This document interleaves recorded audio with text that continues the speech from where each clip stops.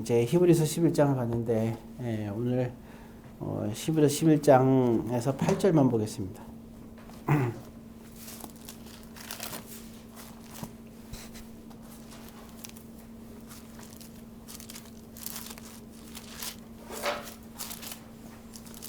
히브리서 11장 8절 말씀 찾았으면 한 목소리로 같이 읽습니다. 믿음으로 아브라함은 부르심을 받았을 때 순종하여 장래 유업으로 땅을 향해 나아갈세 갈 바를 알지 못하고 나아갔으며 사랑의 아버지 하나님, 오늘도 성령 충만한 놀라운 은혜와 오늘도 결단과 하나님의 축복된 길로 걸어갈 수 있는 믿음의 사람들이 되게 하여 주옵소서. 예수님의 이름으로 기도드립니다. 오늘 이제 지난번에 할 때 나아갈 바를 알지 못하였으며 이제 아브라함의 믿음 중에 두 가지가 있는데 아브라함은 하나님의 인도하심에 맡기는 사람이었다, 그런 얘기를 했어요. 그래서 인도하심에 맡긴다는 의미가 8절과 10절 두 가지로 얘기했고요. 그 중에 8절에 오늘 본문에 갈 바를 알지 못하고 나아갔다 하는 말씀입니다. 그래서 이 의미를 좀 더 우리가 또 살펴볼 필요가 있어요. 근데 여기 보이는 놀라운 일이 뭐냐면 갈 바를 알지 못하고 나아갔을 때 어떻게 되냐? 갈 바를 알지 못하고 나아간 것이 그 8절의 두 번째로 순종입니다. 순종이 그거예요. 순종이 뭐냐? 그랬을 때 갈 바를 알지 못하고 그러면서도 나아가는 것이 순종입니다. 갈 바를 알고 나가는 건 그거는 물론 그것도 순종이지만 그 순종하고는 비교가 안 되죠. 좋게 비교할 수가 없잖아요. 뭐 하나 있잖아요. 좋아하는 일을 내가 하고 맛있는 음식을 먹으면서 나는 고생했다는 말은 안 쓰잖아요. 그죠? 맛없는 음식을 먹으면서 그래도 감사하고 그리고 또 어쨌든 싫어하는 일을 하면서도 내가 감당했을 때 그럴 때 참 수고했다 이렇게 얘기를 하지. 우리가 하고 싶은 거 하면서 그잖아요. 즐기면서 뭐 고생했다 이렇게 말하지는 않죠. 마찬가지입니다. 여기도 갈 바를 알지 못했을 때 나아가는 겁니다. 그게 순종이다. 그리고 이렇게 순종하는 사람들은 어떻게 했냐? 장래 유업 받을 땅이랬죠. 유업으로 받을 땅을 기업으로 받았다, 그런 겁니다. 그래서 아브라함은 실제로 정말 그 가나안 땅 모든 땅의 축복을 다 누리게 되죠. 모든 소산과 그렇죠? 그 자손들이 이루 말할 수 없는 축복을 받게 됩니다. 자, 그래서 여기서 아브라함 믿음은 순종일 때 어떤 믿음이냐? 결국 갈 바를 알지 못하고 나가는 믿음이었다. 그래서 도대체 갈 바를 알지 못하고 나가는 믿음이 무엇인가를 우리가 좀 더 살펴볼 필요가 있습니다. 그래서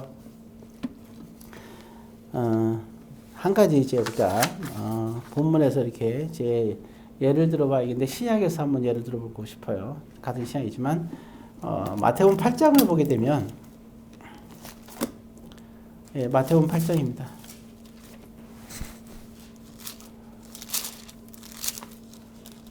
마태복음 8장. 우리 8장 하면 생각나는 내용이 있죠. 거기 16절부터 이렇게 쭉 보게 되는데요.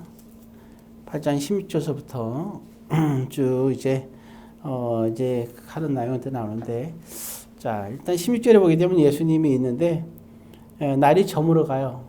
이제 해가 지기 시작하는 거죠. 하나님의 사역이 이제 멈춰질 때를 말하는 건데요.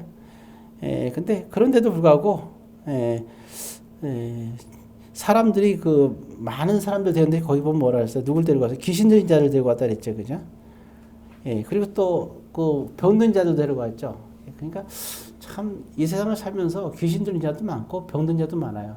자, 근데 여기서 우리가 구분해야 될 거는 이 보게 되면 기도원에 가게 되면 병든 사람도 귀신 들렸다고 해갖고 문제를 일으키는 경우도 많죠.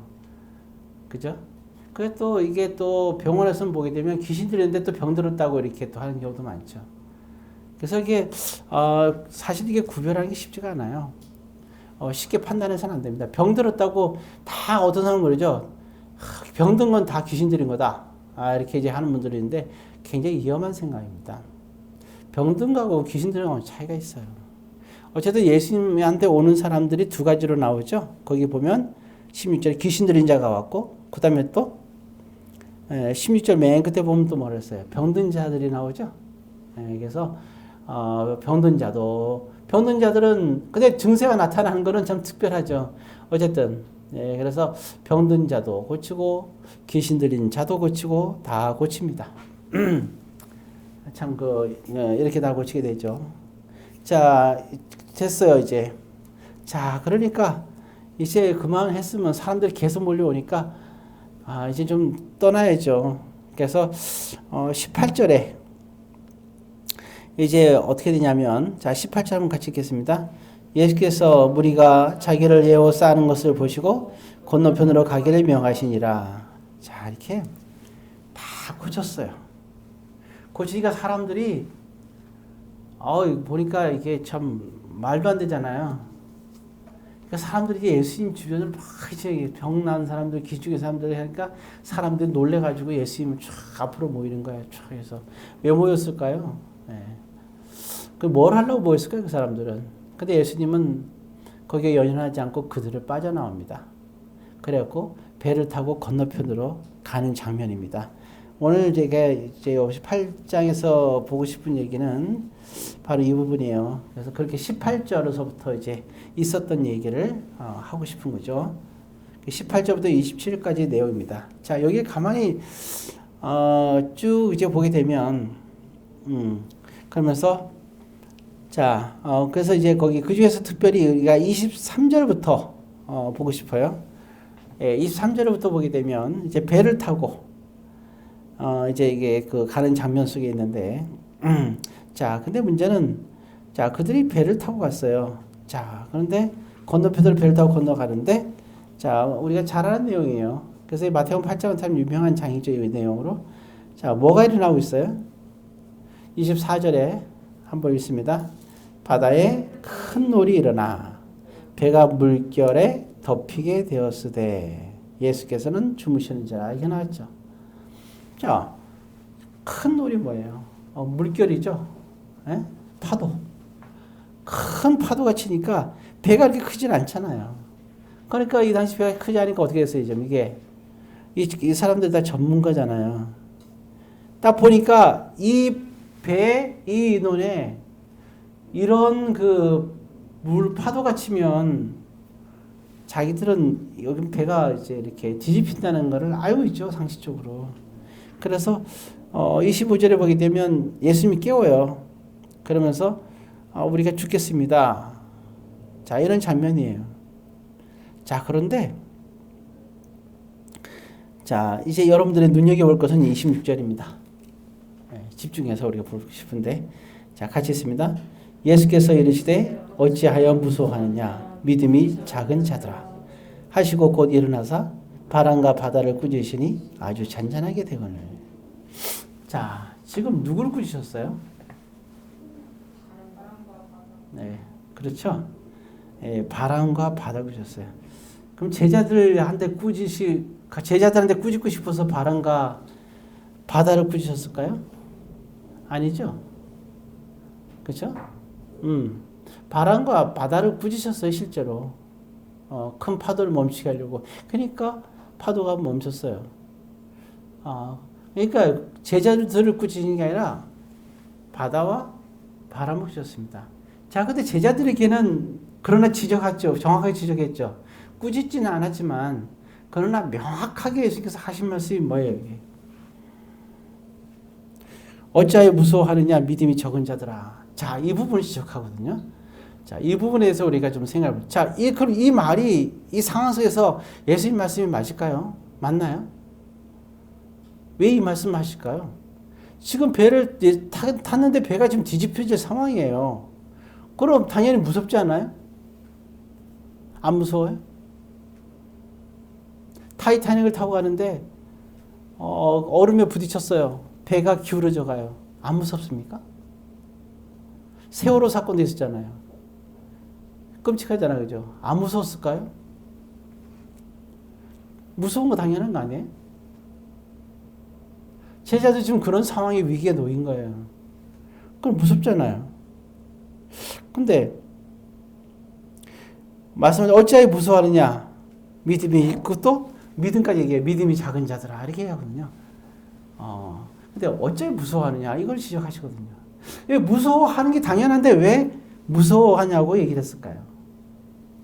저는 이걸 보면서 믿음이 적은 자? 아니 무서운 거 보면 무섭다 그러는데 왜 믿음이 적은 자지? 혹시 여러분들 그런 생각 해본 적 없어요? 이 본문을 볼 때마다 그런 생각을 했어요. 왜 믿음이 적다고 했을까? 그냥 죽음을 초연하게 맞이해야 되나? 네, 그런가요?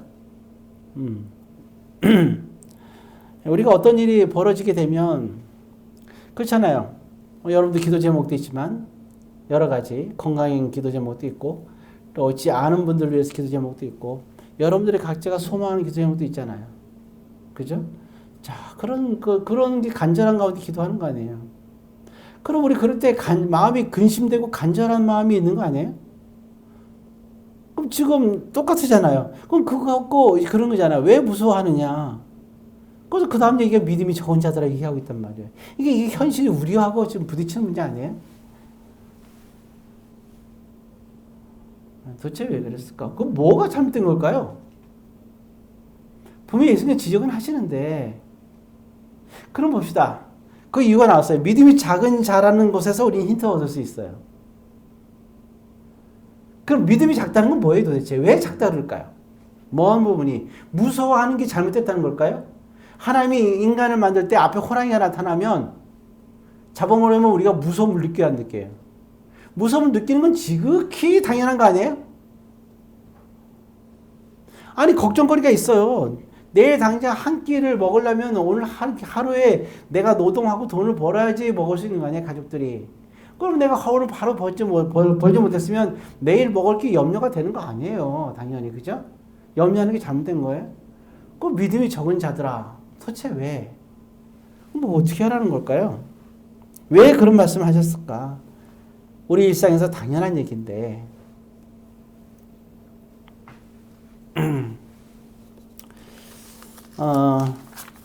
아까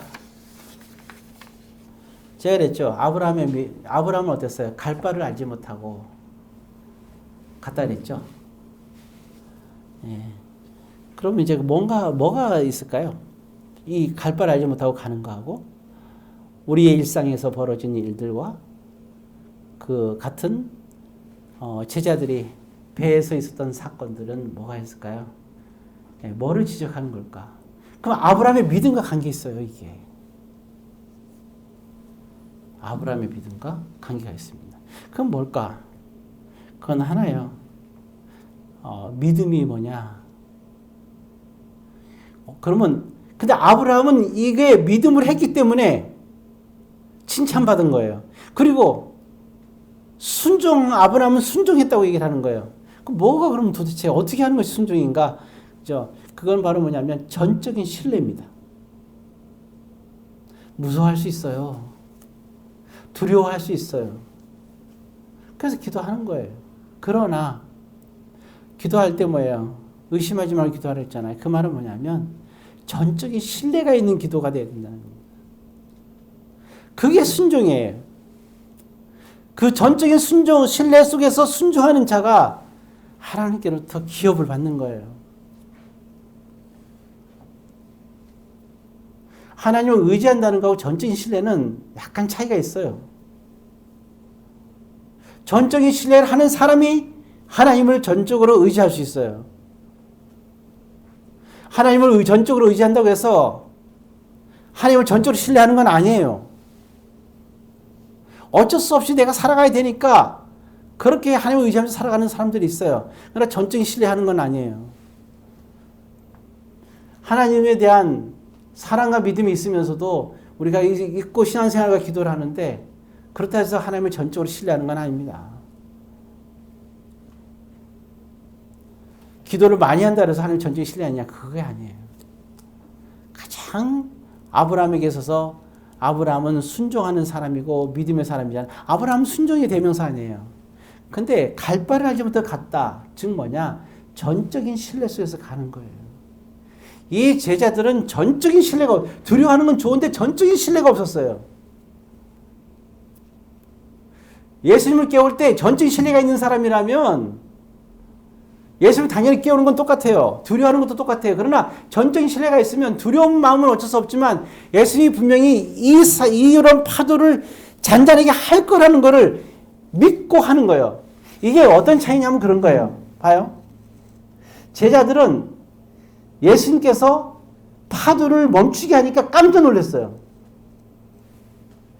그렇죠? 우리가 어떻게 할 수 있어요? 자, 27절에 마태복음 8장 27절에 보게 되면 이렇게 나와 있어요. 같이 했습니다. 그 사람들이 놀랍게 여겨 이르되 이가 어떠한 사람에게 바람과 바다도 순종하는가. 그죠? 이건 전적인 신뢰를 하는 사람들이 한 얘기가 아니에요. 이렇게 하네?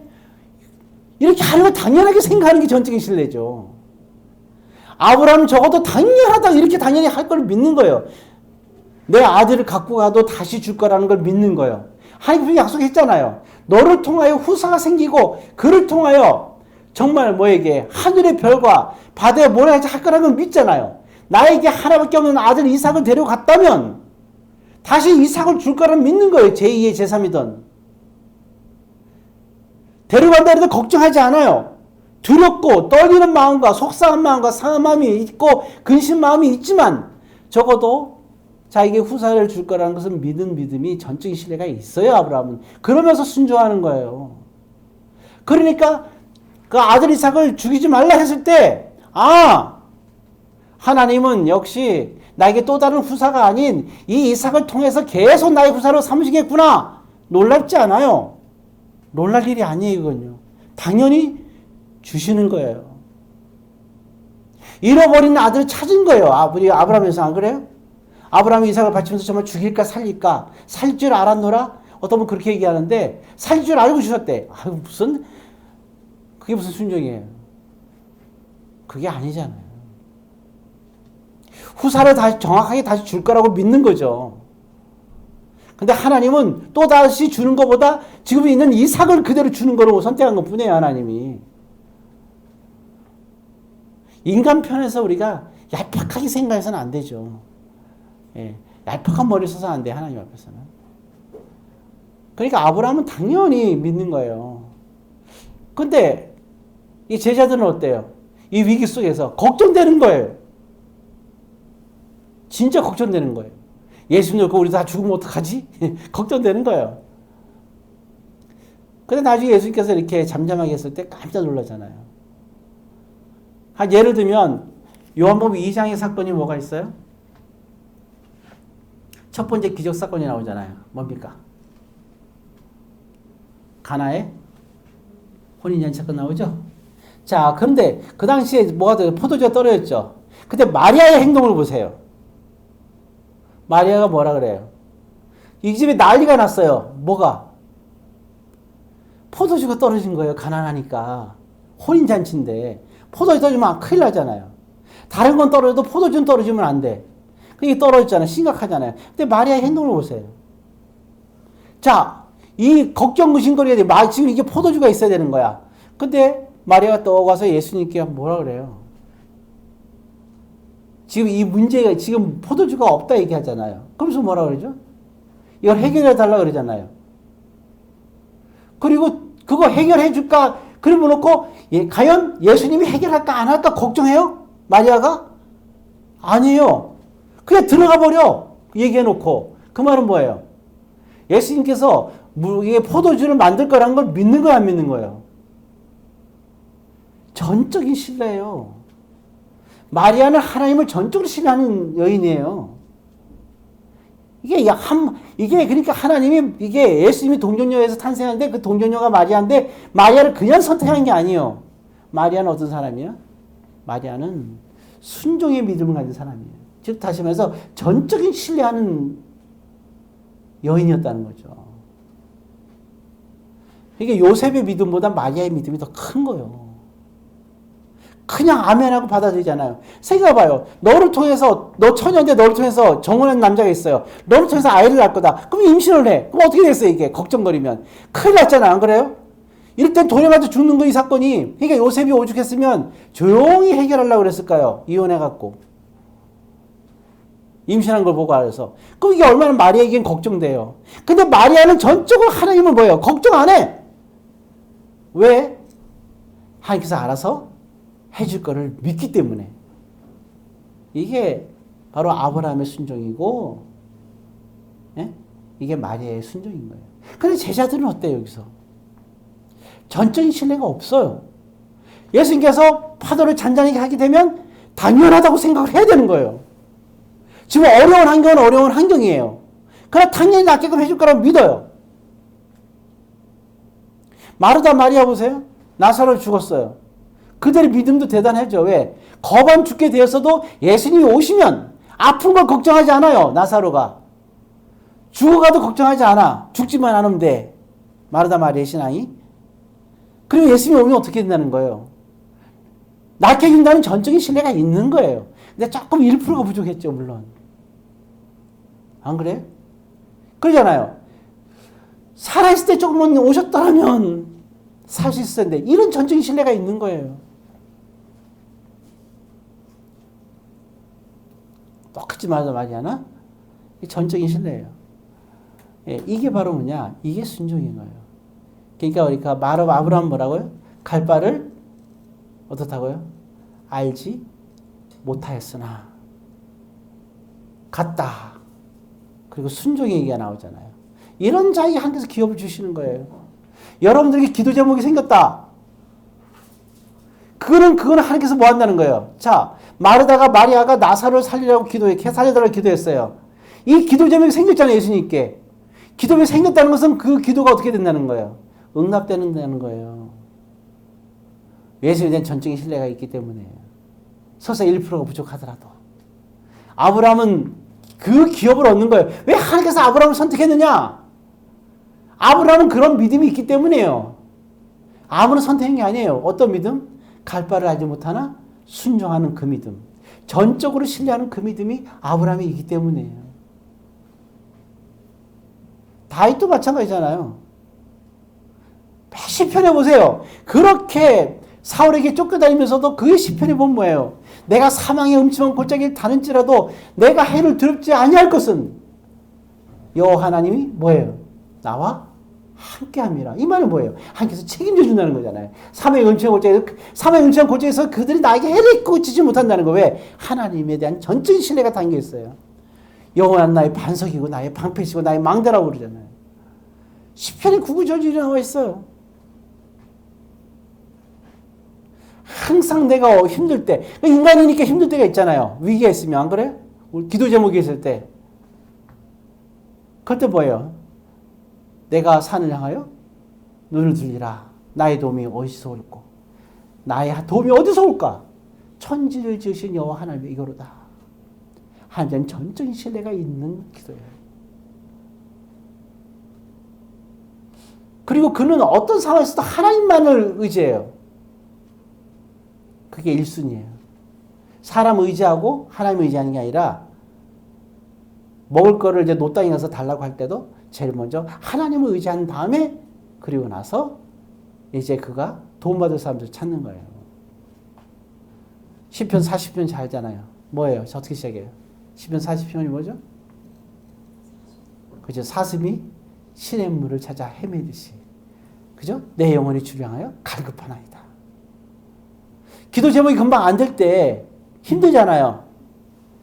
그러니까 사슴이 정말 헐떡거리면서 사나운 짐승이 오니까 끝까지 뛰어서 겨우 살아났어요. 그러면 얼마나 그 표범이나 그런 게 뭐예요? 이런 것들이 막 쫓아오면 얼마나 속도를 내서 사자나 할 때 그 피해서 달렸을 때 얼마나 죽자 사자 뛰어요. 거기서 겨우 살아났어. 그럼 얼마나 갈증이 나요. 이때 물을 안 마시면 큰일 나잖아요.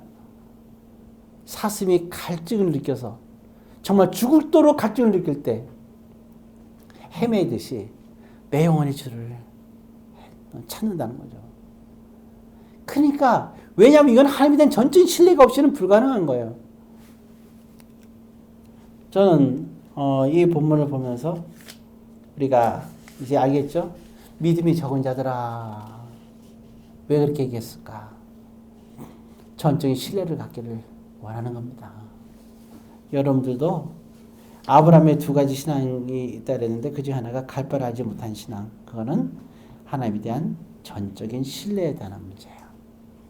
여러분들도 이 전적인 신뢰를 가지고 정말 여러분들이 하나님을 믿는다면, 그리고 그 예수 믿고 구원 얻는다고도 믿고 하나님 믿는다면 나와 상관없는 하나님으로 믿으면 힘들어요. 예, 하나님 우리와 임마누엘이라 했잖아요. 이름을. 그의 이름은 임마누엘 하리라. 함께 한다는 겁니다. 전적인 신뢰는 하나님이 함께 한다는 걸 믿는 사람들이, 그 사람들에게만 가능한 얘기예요. 늘 항상. 욥이 그렇게 어려운 시기가 오래 갔잖아요. 어려운 시기가 오래 갔을 때에도 그는 항상 하나님 찾았어요. 오죽하면 그건 그랬을까요? 내가 앞으로 가면 주님은 뒤에 계시고, 내가 뒤로 가면 앞에 계시고, 오른쪽으로 가면 왼쪽에 계시고, 왼쪽으로 가면 주님은 오른쪽에 계시고, 찾을 길이 없구나. 사슴이 헤매이듯이 그렇게 하나님을 찾았던 거예요. 왜? 하나님만이 나를 해결해 줄 뿐이니까. 이게 전적인 신뢰예요. 내 자식들이 다 10명이나 죽어가고 모든 재산이 있고 내 온몸이 그냥 끔찍한 기와장으로 쓱쓱 긁을 정도로 구더기가 내 몸을 갖다 지배하고 있고, 그러니까 더러우니까 아내도 다 가고 저주하면서 떠나고 혼자 있을 때 그렇게 기와장을 긁고 새 친구들이 와갖고 기가 막히니까 한참 동안 며칠 동안 말을 못하다가 겨우 얘기할 때 그때 이제 억장이 무너지는 소리만 하는 거예요. 네가 이렇게 된 게 말이 되냐? 멀쩡하던 게 하나님의 징계가 아니고 벌이 아니겠냐? 회개하라는 거잖아요. 나는 회개할 게 없다니까. 얼마나 그래? 넌 교만하다 그러잖아요. 셋이 참 진짜 속상한데 더 그냥 들들 긁어요. 친구를 위한다고 하면서. 그러니까 모든 것에서 지구촌에 있는 모든 것과 대화가 안 돼요. 욥은. 어제 누구만 바라보죠? 하나님만이 알아주잖아요. 그래서 하나님께서 오셔갖고 그 친구들한테 뭐라 그래요? 너희가 범죄했다는 거예요. 여러분, 하나님께 죄지지 않은 사람, 하나님께서 죄가 없다고 한 사람을 죄인이라고 얘기하면요, 그거 범죄하는 거예요. 그러니까 너희들이 욥에게, 욥을 통해서 너희들이 이제 그걸 회복하라 그러잖아요. 마지막에 다 하나님 언제나 마지막에 나타나세요. 여러분들이 제가 다시 한번 이제 정리하면, 여러분들에게 기도 제목이 있나요? 그건 주시려고 기도 제목이 있는 거예요. 여러분들이 뭔가를 주 안에서 하려고 하면 장애물이 생기죠. 그 장애가 왜 생겨요? 그걸 주시려고 생기게 만드는 거예요. 장애물이 생겨요. 그러니까 내가 아무것도 안 하고 있는데, 노숙자로 있는데 기도 제목이 생길 게 없잖아요. 있나요? 물론 있을 수 있죠. 오늘은 따뜻한 벤치를 주세요. 뭐 이럴 수도 있죠. 지금 그 얘기가 아니잖아요.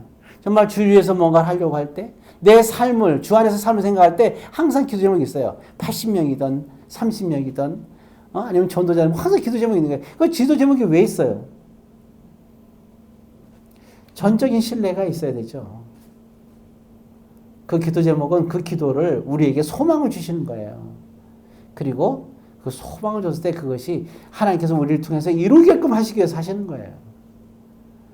그래서 우리는 항상 여러분들의 기도는 전적인 신뢰 속에서 나가는 겁니다. 결국 하나님 앞에 온전한 순종, 온전한 말씀의 묵상, 그리고 하나님과 교회에 대한, 성도에 대한 사랑과 부모에 대한 사랑, 그러한 믿음의 가장 의로운 그런 여러분들이 믿음의 생활을 하고, 정말 오늘 주어진 말씀대로 전적인 신뢰 속의 순종을 통해서 나아갈 때 하나님께서는 여러분들 통해서, 지금의 기도응답은 작은 거예요. 80명, 30명 작은 거예요. 굉장히 작은 겁니다. 하나님은 우리가 보는 눈까지, 남들 볼 때는 황당하죠. 우리가 바라보는 데까지 축복하세요. 저번에 이제 40명, 50명에서 이제 80명도 많이 들었는데, 바라보는 데까지 합니다. 여러분들은 바라보는 데까지고, 또 제가 카이스트에 있으면서 제 목표는 현재와 미래에 존재할 그런 인류까지도 생각하면서 전 세계 지구촌에 대한 카이스트의 영향력입니다. 모쪼록 정말 여러분들도 큰 비전을 갖고 지금 눈앞에 있는 한 가지의 문제들을 여러분들이 기도하면서 순종하면서 주님이 주시는 기업의 기업을 다 받으시기를 주의 이름으로 권면드립니다. 기도하겠습니다.